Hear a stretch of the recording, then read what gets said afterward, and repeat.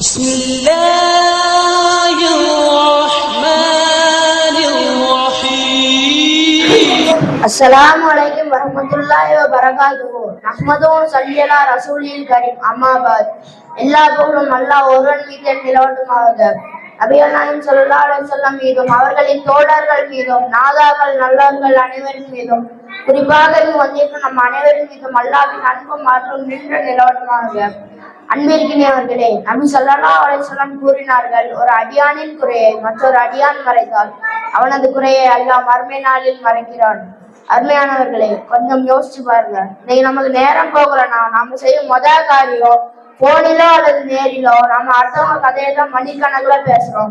மச்சான் உனக்கு ஒரு விஷயம் தெரியுமா, நம்ம பக்கத்து தர அப்துல் காதர் மேட்டர் எனக்குன்னு தெரியும், யாருக்குமே தெரியாது. அது மட்டும் வெளியே தெரிஞ்சது அவன் யாருக்கையும் மூஞ்ச கட்ட முடியாது.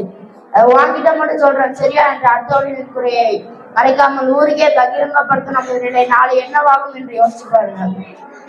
உங்களுக்கு ஒரு விஷயம் தெரியுமா, ஒருவன் பையன் என்பதற்கு அடையாளமாக நபி அவர்கள் எதை கூறினார்கள் தெரியுமா?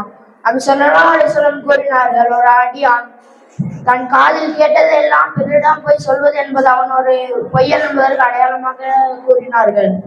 எனவே அடுத்தவர்களின் கதை பேசும் அனைவரும் இவ்விஷயத்தில் சிந்தித்து பார்க்க வேண்டும்.